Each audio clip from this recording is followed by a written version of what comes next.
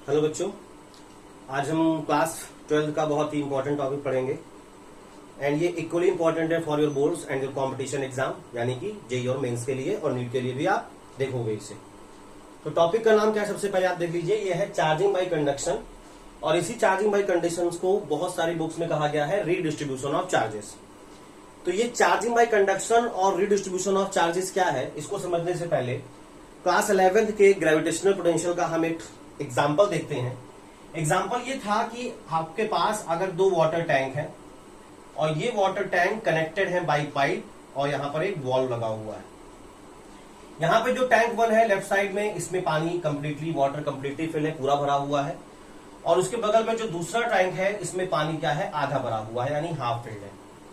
फिर अगर हम यहाँ पे वॉल्व को ओपन करते हैं तो क्या देखते हैं कि यहाँ पे जो वाटर है वो फ्लो करता है हायर से लोअर की तरफ। और कब तक फ्लो करता है, जब तक कि दोनों के लेवल सेम ना हो जाए। तो दोनों के लेवल सेम होने का मतलब क्या है कि यहाँ पे दोनों में अभी क्या है, यहाँ पे हाई ग्रेविटेशनल पोटेंशियल है, इस टैंक में हाई ग्रेविटेशनल पोटेंशियल है और इसमें क्या है, लो ग्रेविटेशनल पोटेंशियल है। और जब आप इस पे मूव करने दोगे वाटर को, तो वाटर मूव करेगा high gravitational potential to lower gravitational potential until दोनों के पोटेंशियल सेम ना हो जाए। ये मैंने क्यों बताया, ताकि आप कनेक्ट कर सके चीजों को, पीछे से चीजें उसको कनेक्ट कर सके। यहां पे चार्जिंग बाय कंडक्शन में क्या है, इसको हम ध्यान से देखेंगे।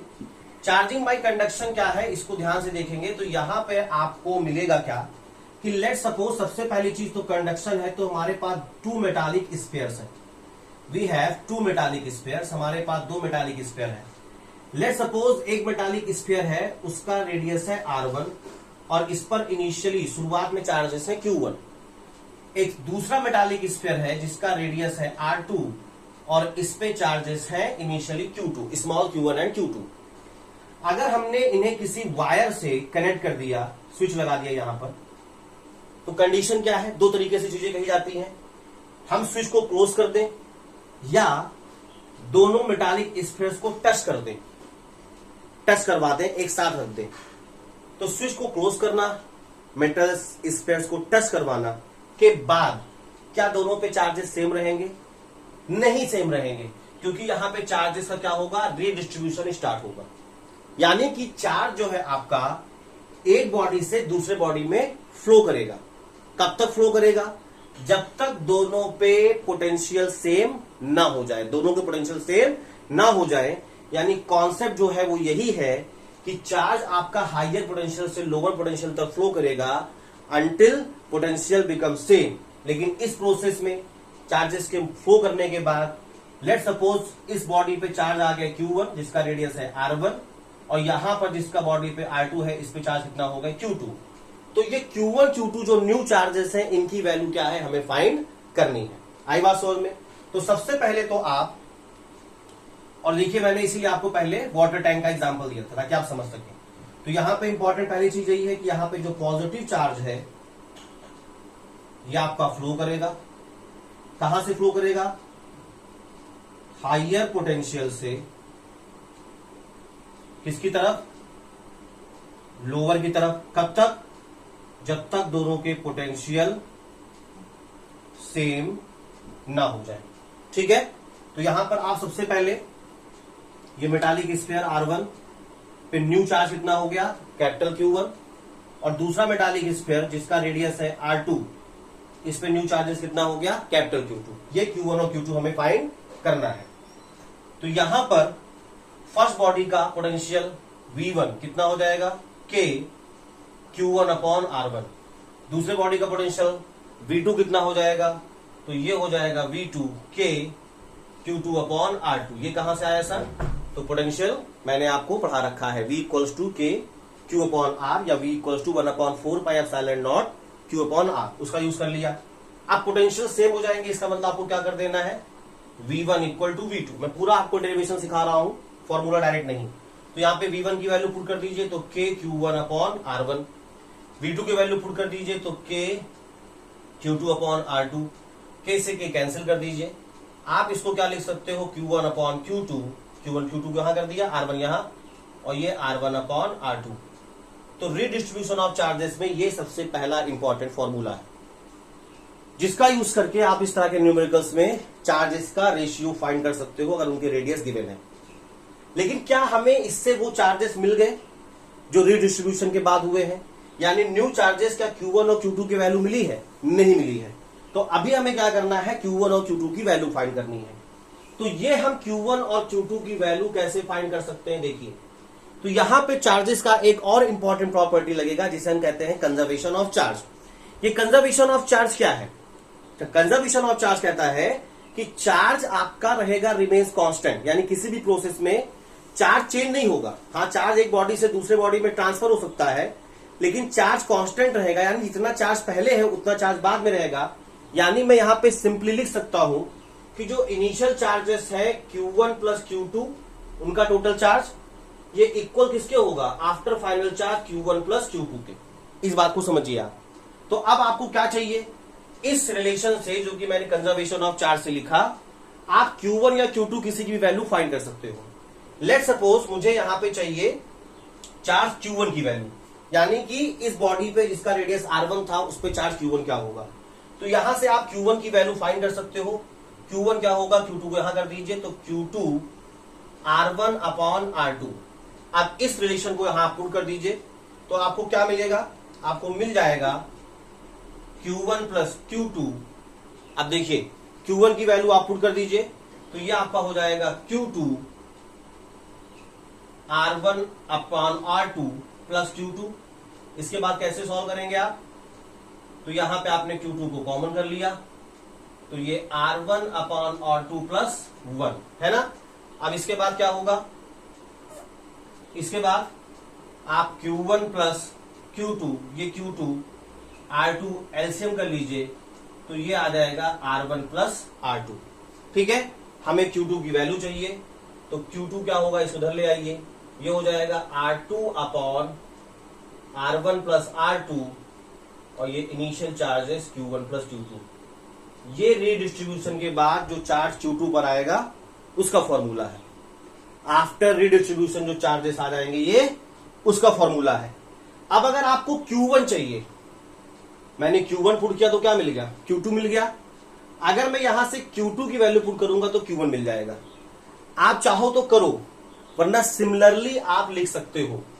सिमिलरली कैसे लिख सकते हो, तो यहां पे सिमिलरली ऐसे लिख सकते हो, ध्यान दीजिए, इधर तो आपने कर लिया होगा, ध्यान दीजिए क्या करेंगे आप, देखिए Q1 कितना हो जाएगा, यहां पे Q2 था तो यहां पे क्या था, R2 था ना, तो यहां पे जब Q1 यहां पे क्या आ जाएगा, R1, बाकी सेम R1 प्लस R2 और यहां पे Q1 प्लस Q2। इन दोनों ही फॉर्मूले का यूज करके आप न्यू चार्जेस फाइंड कर सकते हो आफ्टर रीडिस्ट्रीब्यूशन और चार्जिंग बाय कंडक्शन। तो ये यहां पर 3 इंपॉर्टेंट फॉर्मूला मिला, ये पहला, ये दूसरा और ये तीसरा। मैं डायरेक्ट आपको फॉर्मूला नहीं बताया हूं, क्योंकि आप अगर इन केस फॉर्मूला भूले तो इस स्टेप से आप फाइंड कर सकते हो। आई बात समझ में। अब यहां पर एक स्पेशल केस भी है, वो स्पेशल केस क्या है हमें उसको देखना है। तो यहां पर आप दोनों फॉर्मूले को लिख देता हूं मैं, ताकि आपको प्रॉब्लम ना हो समझने में, ठीक है।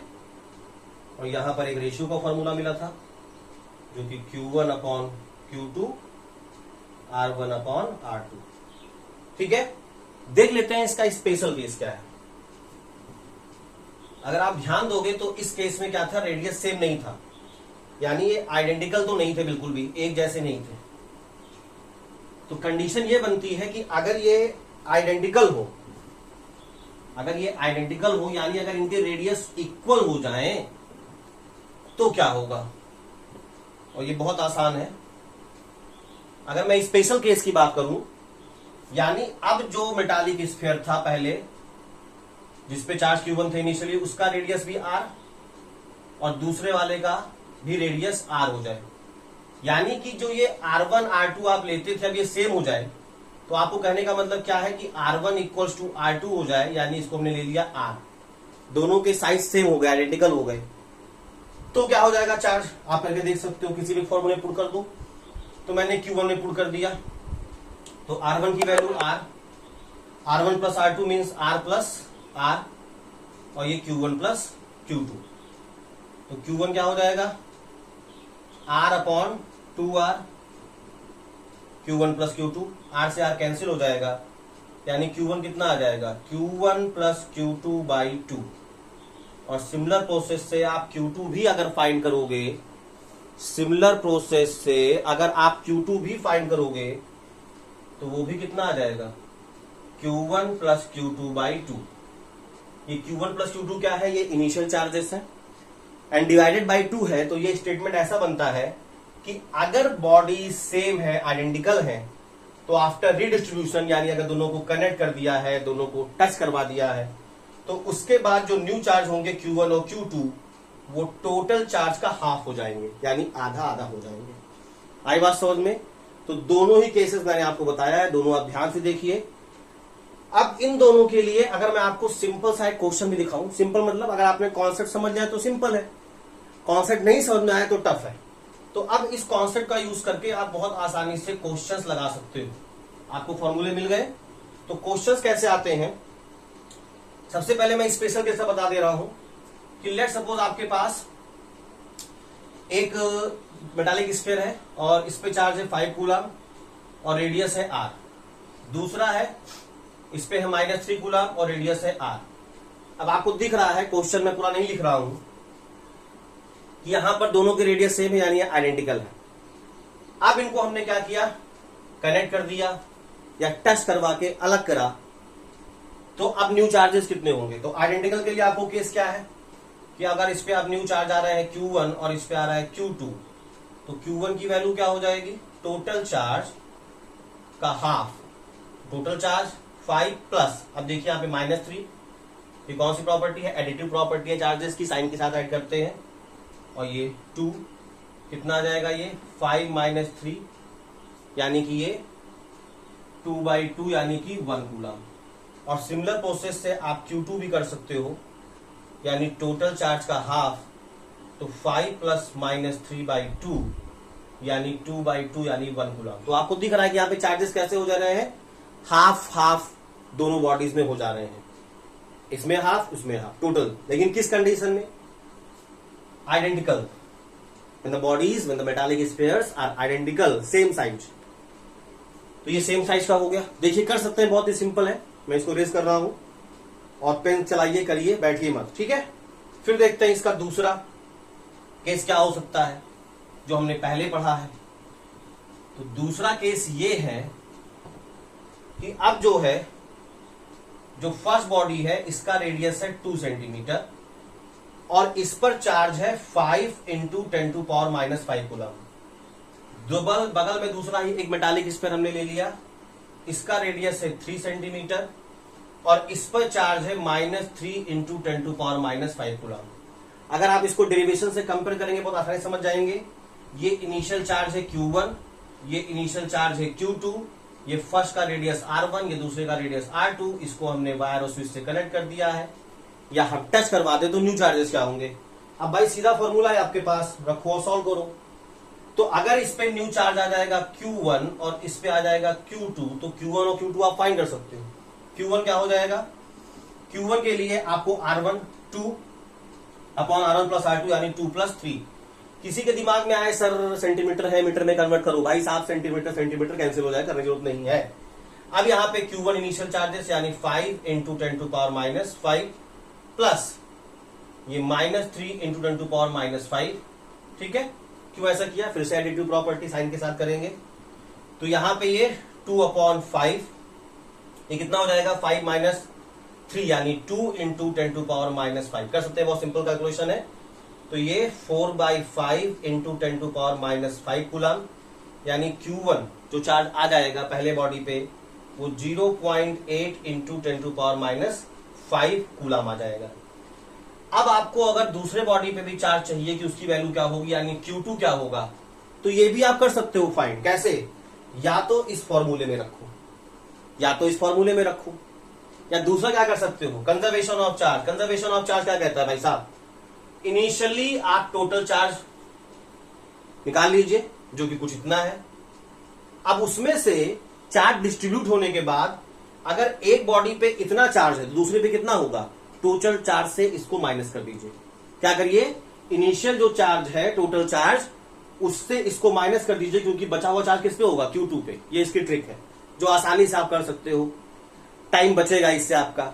और अगर आप इसको नहीं करना चाहते हो तो क्या करो, Q2 में पुट करो और दूसरे की वैल्यू भी फाइंड कर लो। Q2 में पुट करो और दूसरे की वैल्यू भी फाइंड कर लो। तो इस तरीके से आप चाहो तो Q2 में रख के करोगे इसे, समझ गए? या जो मैंने दूसरा तरीका बताया उसको भी कर सकते हो। तो इसको आप खुद करेंगे।